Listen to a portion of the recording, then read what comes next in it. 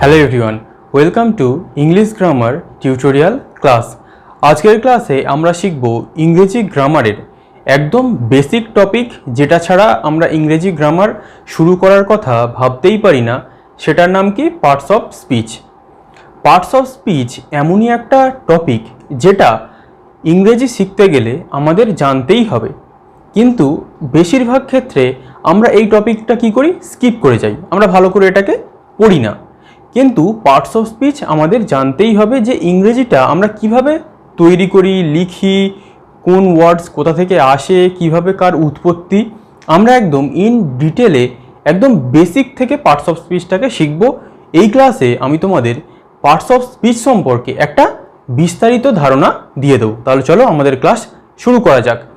Parts of speech শেখার আগে আমাদের কিছু জিনিস জানতে হবে। সেগুলো কি? দেখো, আমরা ছোটোবেলায় শিখেছিলাম কি? এ বি সি ডি শিখেছি। এগুলোকে আমরা কি বলি? লেটার। লেটার মানে কি? আমরা বাংলাতে যেটাকে বলি অক্ষর।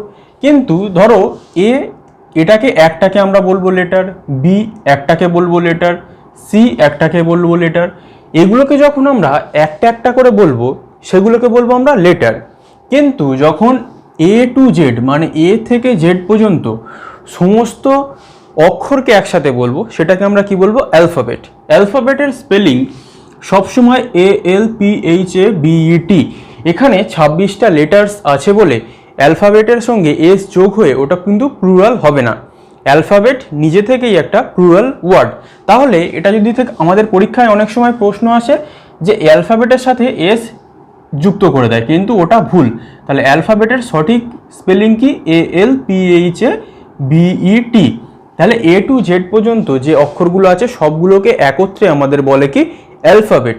এইবারে আসা যাক আর একটা কনসেপ্ট কি? ওয়ার্ড। আমরা সবসময় সিনোনিম, অ্যান্টোনিম, বিভিন্ন হাজার হাজার ওয়ার্ড পড়তে থাকি, কিন্তু এই ওয়ার্ডটা অ্যাকচুয়ালি কি, কোথা থেকে এর উৎপত্তি, সেটা আমাদের জানাটা দরকার। কিভাবে আমরা জানবো? দেখো, এই যে এ থেকে জেড পর্যন্ত যে 26টা লেটার আছে, সেই লেটারগুলোকে আমরা যখন সাজিয়ে, ধরো কোনো ওয়ার্ডে 5টা লেটার নিতে পারি, 3টে নিতে পারি, 4টে নিতে পারি, কিন্তু সেই লেটারগুলোকে সাজালে যেন একটা সম্পূর্ণ অর্থ তৈরি হয়, যে শব্দটার একটা মিনিং থাকবে। ধরো আমরা লিখলাম OODG, এর কি কোনো মিনিং দাঁড়ালো? এখানে 1, 2, 3, 4টে OODG। কিন্তু এটাকে যদি আমরা একটু সাজিয়ে লিখি, যেটার একটা অর্থ আছে GOOD, গুড মানে ভালো। তাহলে ওয়ার্ডের অর্থ কি? ওয়ার্ড মানে কি? ওয়ার্ড মানে হচ্ছে combination of letters. Combination of letters মানে কি? 2টো হোক, 3টে হোক, 4টে হোক, 5টা হোক, এই ওয়ার্ড লেটারগুলোকে আমরা নিলাম, সেই লেটারগুলোকে সাজালে সেই যে একটা ওয়ার্ড তৈরি হলো, সেটার যদি একটা সম্পূর্ণ মিনিং থাকে তবেই কিন্তু সেটা হবে ওয়ার্ড। যদি সেই যেটাকে আমরা সাজালাম এই OOGD, এটার যেমন কোনো ডিকশনারিতে এর কোনো মিনিংই নেই, তাহলে এটা কিন্তু কোনো সম্পূর্ণ অর্থপূর্ণ শব্দ হলো না। তাহলে সম্পূর্ণ অর্থপূর্ণ যখন শব্দ হবে এবং সেটা লেটারেরকে আমরা গুছিয়ে সাজাবো, যেমন এখানে GOOD, এই 4টে লেটারকে আমরা গুছিয়ে সাজিয়েছি, যেটার একটা সম্পূর্ণ অর্থ তৈরি হয়েছে, গুড মানে ভালো। তাহলে সেটা হবে কি? Word.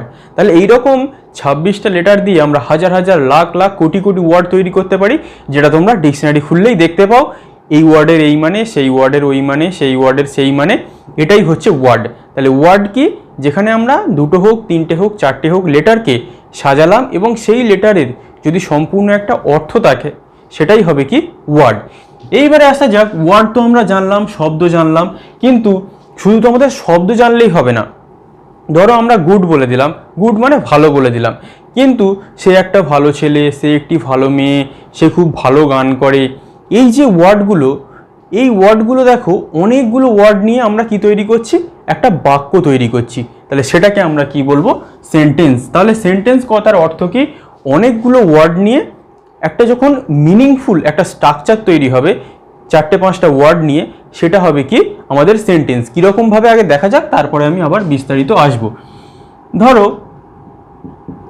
He is a good বয়, সে একটি ভালো ছেলে। তাহলে এখানে হি দেখো একটা ওয়ার্ড, হি মানে সে, ইজ এটা হচ্ছে একটা ভার্ব, এটাও একটা ওয়ার্ড, এ এটা কিন্তু একটা আর্টিকেল, এটা কোনো ওয়ার্ডের আন্ডারে এটাকে আমরা ফেলবো না, এটা হচ্ছে একটা আর্টিকেল। সেটা কি এটা আমরা পরে জানবো, এখন আমাদের জানার দরকার নেই। গুড এটাও একটা ওয়ার্ড, বয় মানে ছেলে এটাও একটা ওয়ার্ড। তাহলে দেখো এই যে এতগুলো ওয়ার্ড, একটা দুটো তিনটে চারটে ওয়ার্ড আমরা নিয়েছি, সেই চারটে ওয়ার্ড কিন্তু ওকে আমরা যাচ্ছে তাইভাবে সাজালে হবে না। ধরো যদি আমরা লিখি বয়, গুড, এ, হি, ইজ, এরকম ধরো আমরা লিখলাম, যার কোনো মিনিংই নেই।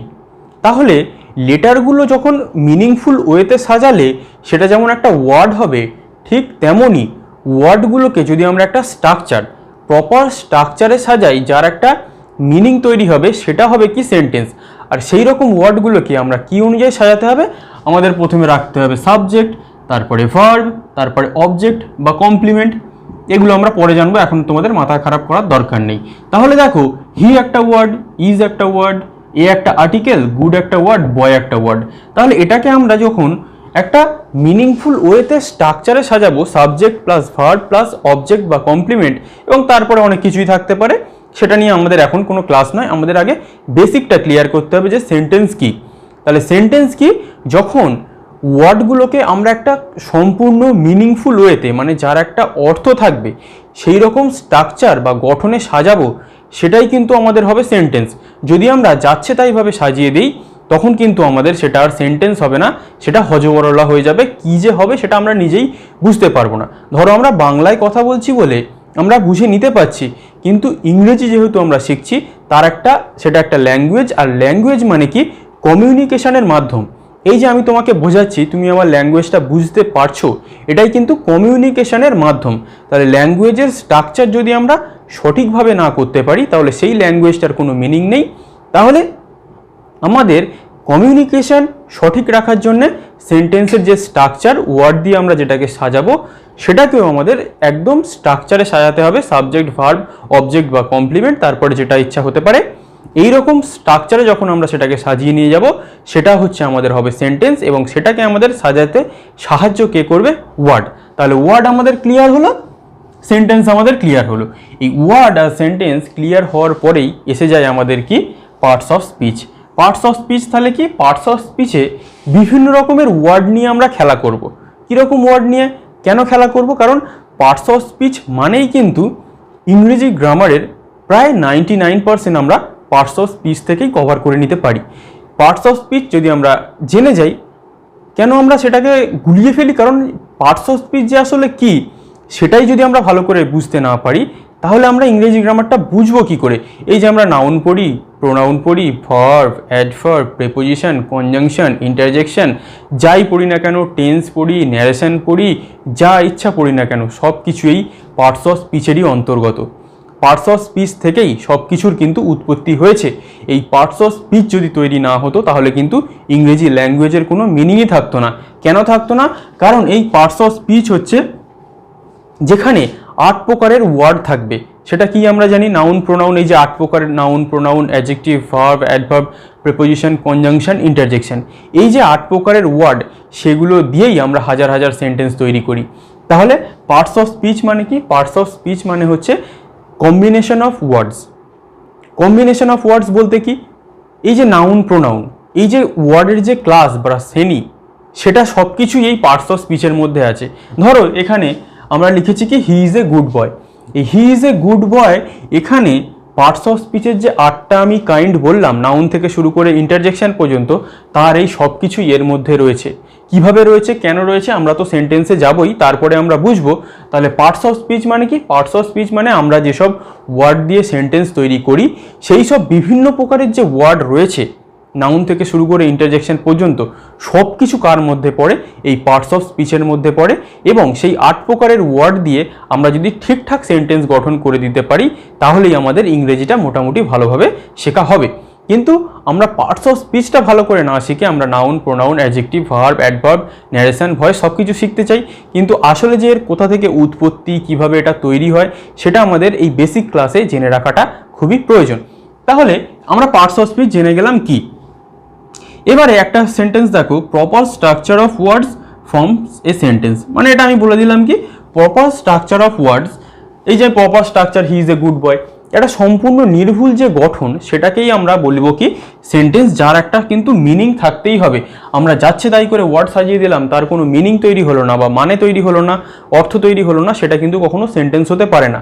আর এই ওয়ার্ডগুলো কোথা থেকে আসবে? এই পার্টস অফ স্পিচ থেকে। তাহলে পার্টস অফ স্পিচ কয় প্রকার? Noun, pronoun, adjective, verb, adverb, preposition, conjunction, interjection, 8 প্রকার।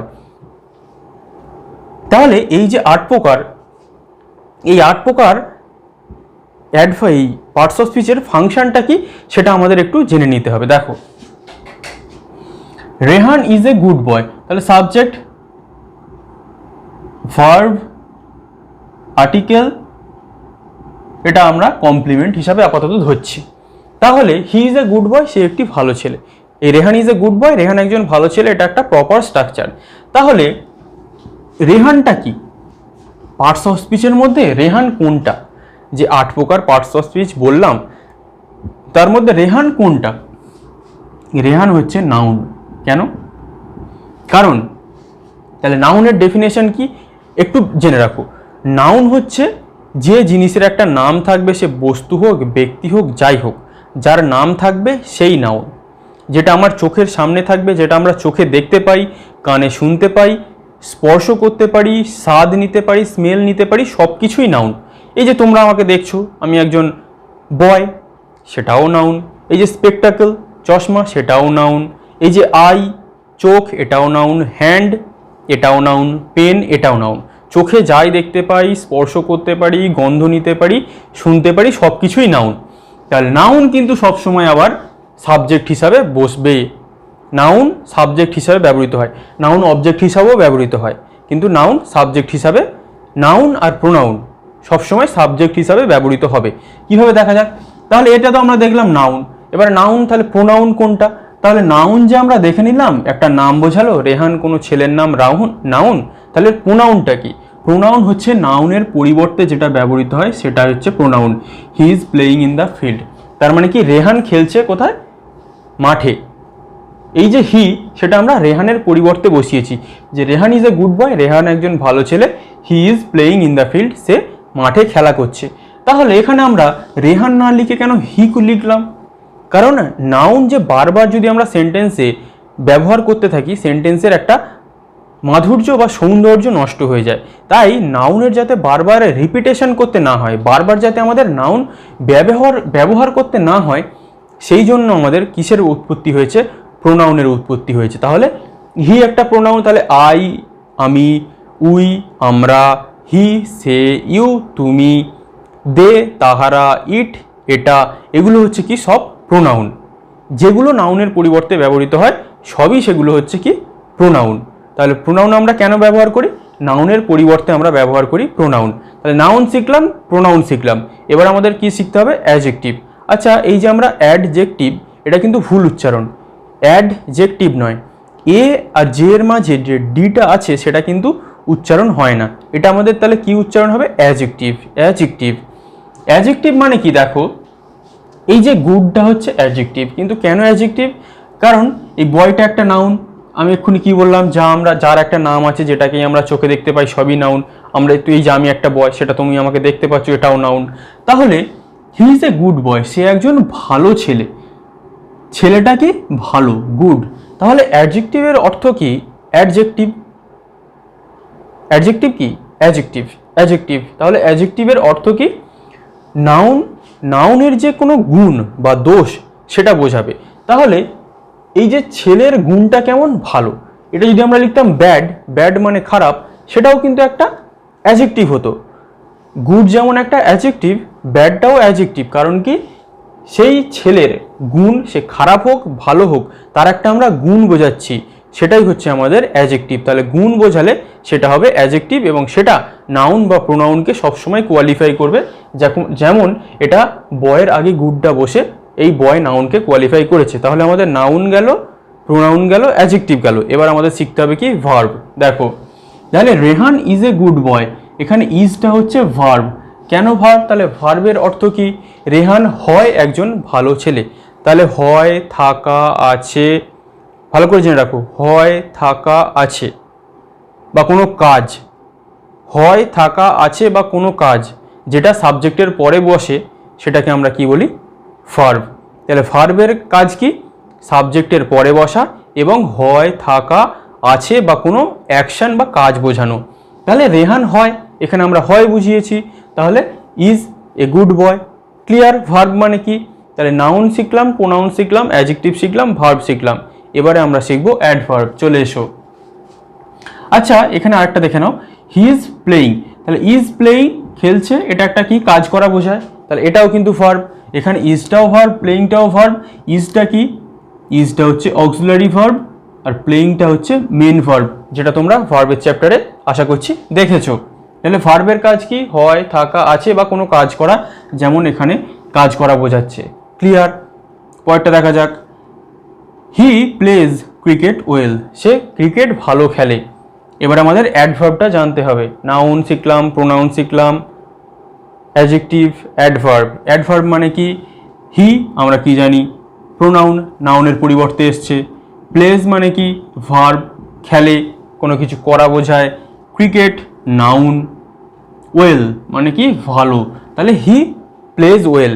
এই যদি ক্রিকেটটা নাও থাকতো তাহলে আমরা যদি ওয়েলটা লিখতাম তাও সঠিক, কিন্তু সে ক্রিকেট ভালো খেলে এটা আমরা লিখিয়েছি।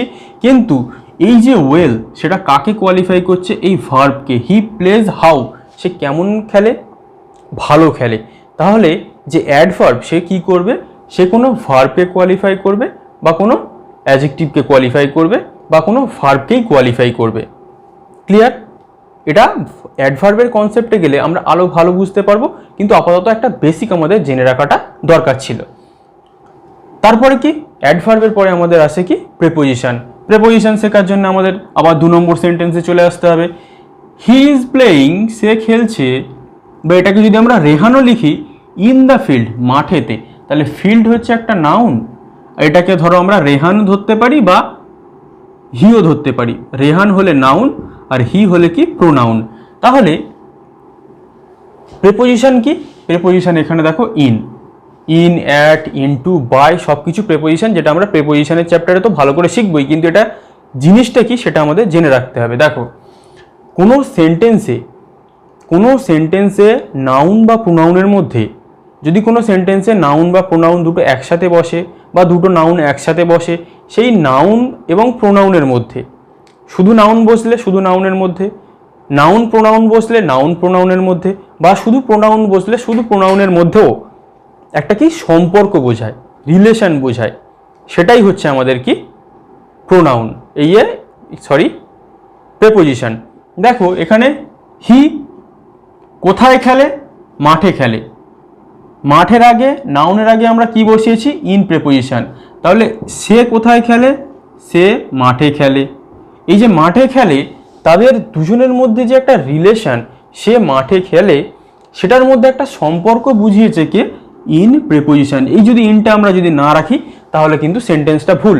তাহলে এই যে দুজনের মধ্যে একটা সম্পর্ক আছে, সে মাঠে খেলে, তাদের মধ্যে একটা সঠিক সম্পর্ক বা সঠিক মিনিং তৈরি করার জন্য আমরা এই ইনটার ব্যবহার করেছি, যাতে আমরা এই হি আর এই ফিল্ড, সে মাঠে খেলে, তাদের মধ্যে একটা সম্পর্ক, সঠিক সম্পর্ক বুঝিয়ে দিতে পারি। তাহলে প্রেপোজিশন মানে কি, কোনো সেন্টেন্সে নাউন বা প্রোনাউনের মধ্যে যে একটা সম্পর্ক রয়েছে সেটাকে বোঝানো। ক্লিয়ার? তাহলে প্রেপোজিশন হয়ে গেল, নাউন হলো, প্রোনাউন হলো, অ্যাডজেক্টিভ, অ্যাডভার্ব, প্রেপোজিশন হলো। এবার আমাদের কি, কনজাংশন।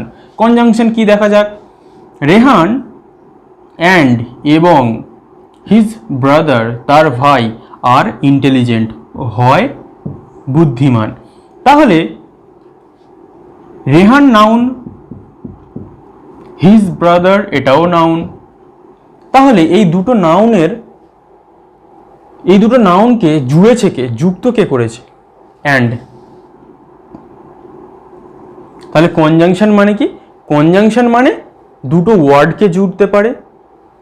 নাউন হতে পারে দুটো ওয়ার্ড, অন্য কিছু হতে পারে, পার্টস অফ স্পিচের মধ্যে যেটা ইচ্ছা হতে পারে, দুটো নাউন হতে পারে, দুটো প্রোনাউন হতে পারে।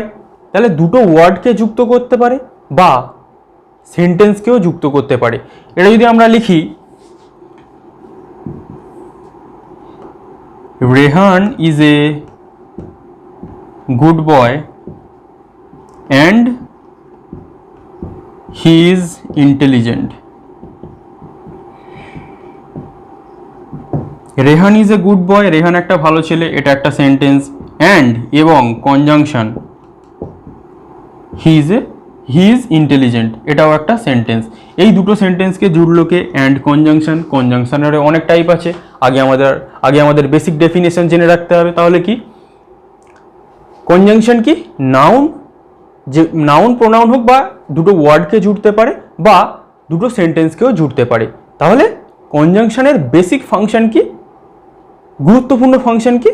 জোড়া, যুক্ত করা। Conjunction clear. এবারে আমাদের কি লাস্ট ইন্টারজেকশন। ইন্টারজেকশন কি? Bravo, bravo, we have won the match, আমরা খেলাটা জিতে গেছি।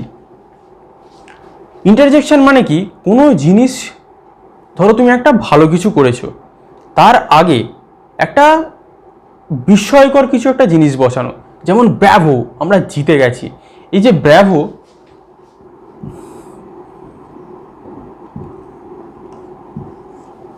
এই ওয়ার্ডটা হচ্ছে কি? কনজাংশন। কনজাংশনের আরও ওয়ার্ড আছে, সেটা আমরা পরে জানবো, আগে আমাদের বেসিক কনসেপ্ট ক্লিয়ার দরকার। তাহলে কোনো একটা আনন্দের মুহূর্ত হোক, দুঃখের মুহূর্ত হতে পারে, বা কোনো একটা সারপ্রাইজের মুহূর্ত হতে পারে, সেই মুহূর্তগুলোকে আরও বিস্ময়কর করে তোলার জন্য, আরও সৌন্দর্য বা কোনো একটা বিস্ময়সূচক ওয়ার্ড দেওয়ার জন্যে আমরা কি করি? আমরা একটা ইন্টারজেকশন ওয়ার্ডের ব্যবহার করি। সেটা ব্র্যাভো হতে পারে, অ্যালাস হি ইজ ডেড, মানে অ্যালাস, অ্যালাস মানে কি? যখন আমরা কোনো দুঃখ হয় তখন বোঝাই। তাহলে কনজাংশনের বেশি কিছু নেই, 8-10টা ওয়ার্ড আছে, সেগুলো জানলেই আমাদের মোটামুটি কনজাংশন হয়ে যাবে। কিন্তু কনজাংশনটা যে আসলে কি সেটা আমাদের জেনে রাখাটা দরকার। তাহলে কনজাংশন কি? কোনো আমাদের দুঃখের হোক, আনন্দের হোক, কোনো সারপ্রাইজ হোক, সেই সব জিনিসগুলোকে একটা ওয়ার্ডের কোনো সেন্টেন্স লেখার আগে, তার আগে আমরা একটা ওয়ার্ডের মাধ্যমেই বুঝিয়ে যেতে পারি যে সেটা আমরা বিস্ময়কর, খুব আনন্দের সহিত বা দুঃখের সহিত বা কোনো সারপ্রাইজের সহিত বলতে চাইছি। তাই আমরা একটা ইন্টারজেকশন ওয়ার্ড নিয়েছি এবং তার আগে অবশ্যই এই চিহ্নটা দিতে হবে, বিস্ময়কর চিহ্ন। ক্লিয়ার? তাহলে আমরা কি শিখলাম? পার্টস অফ স্পিচ দেখে নিলাম, পার্টস অফ স্পিচের 8টা প্রকার দেখলাম এবং দেখলাম কি পার্টস অফ স্পিচটা কোথা থেকে এসেছে। তাহলে আশা করছি পার্টস অফ স্পিচ সম্পর্কে তোমাদের আর কনফিউশন থাকার কথা নয় যে পার্টস অফ স্পিচটা আসলে কি এবং এর উৎপত্তিটা কোথা থেকে হয়েছে। এটা কিন্তু আমাদের ভুললে চলবে না, এটা একদম বেসিক ক্লাস। যারা ইংরেজির কিছুই জানো না তাদের কাছে এই জিনিসগুলো জানাটা খুবই দরকার ছিল, যাতে আমরা পরবর্তী লেভেলে গেলে আমাদের কনসেপ্টটা ক্লিয়ার হতে পারে। তাহলে পার্টস অফ স্পিচ কি অবশ্যই আশা করছি তোমরা জানতে পেরে গেছো। 8 প্রকারের পার্টস অফ স্পিচ, সেগুলোর ফাংশন কি, যখন আমরা ইন ডিটেলে যাব তখন তো আমরা জানবই, কিন্তু বেসিক যে জিনিসগুলো সেগুলো আমাদের জেনে রাখতেই হতো, নাহলে কিন্তু আমরা অ্যাডভান্স লেভেলে যেতে পারবো না। তাহলে আশা করছি পার্টস অফ স্পিচ কি, কোথা থেকে এসেছে, পার্টস অফ স্পিচের ব্যবহার কি, তোমরা সব ভালোভাবে বুঝতে পেরেছো। কেমন লাগলো অবশ্যই তোমরা সেটা আমায় জানাবে। তাহলে আজ এই পর্যন্তই। Thank you for watching.